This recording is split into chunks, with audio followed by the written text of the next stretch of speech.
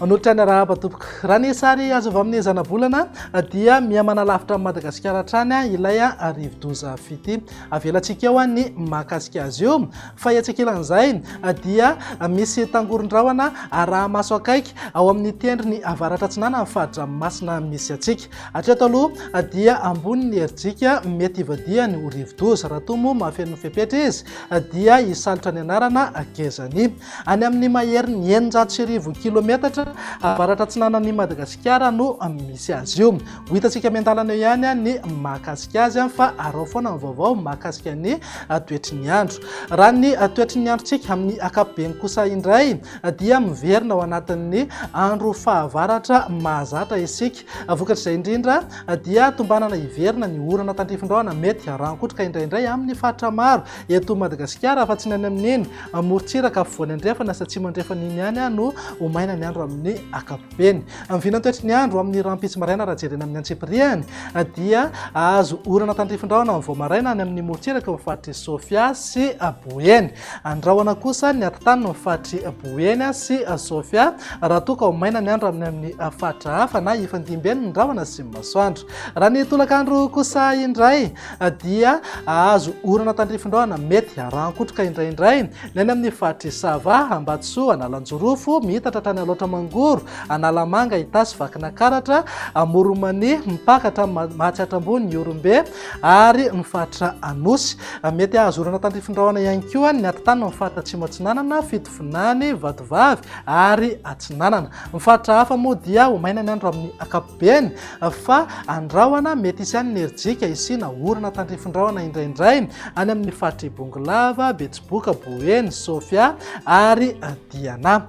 Raha ny mivinan'ny maripana kosa indray ary dia manodidina amin'ny 13 hatramin'ny 20 degré zao ho an'ny avoatany, zany hoe isy fiakarana zany ny maripana ambony indrindra. Morontsiraka atsinanana moa eo amin'ny 20 hatramin'ny 13 degré, raha toa ka eo amin'ny 13 hatramin'ny 13 degré kosa ho an'ny ilany andrefana. Tafakatra 5 degré ny maripana ambony indrindra any amin'ny faritra Analanjorofo, Atsinanana ary Betsiboka. Mivinana toetry ny andro amin'ny alarobia kosa indray ary dia ho hita taratra eny foana ny orana tandrifin-drahona mety harankotrika indraindray amin'ny ankamaroany ny faritra maro eto amin'ny afovoantany iray manontolo torak'izay ihany koa ny faritra avaratra andrefana sy ny faritra avaratra ary morontsiraka afovoany atsinanana.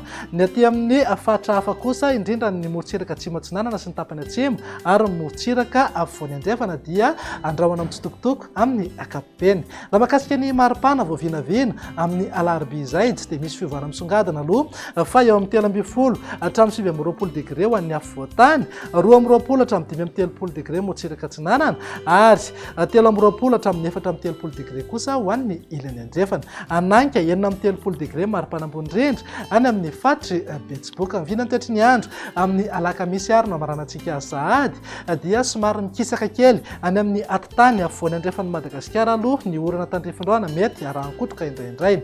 Mety azo orana ihany koa any amin'iny faritra avaratra andrefana sy makany amin'ny tendrony avaratra Madagasikara iny. Faritra hafa kosa dia andrahoana na andrahoana mitsitokotoko. Raha mahakasika ny maripana eo amin'ny 14 hatramin'ny 20 degré zao an'ny faritra anatiny, 12 hatramin'ny 13 degré morontsiraka atsinanana ary 12 hatramin'ny 14 degré kosa ho an'ny ilany andrefana. Tafakatra 5 na 9 degré ny maripana ambony indrindra any amin'ny faritra Analanjorofo, Atsinanana, ny atitany ny faritry Sofia ary any amin'ny faritry Betsiboka. Dia izay indray ny hivinan'ny toetry ny androntsika atao anatin'ny 3 andro avy. Manome fotoananao ho manaraka indray. Veloma tompoko.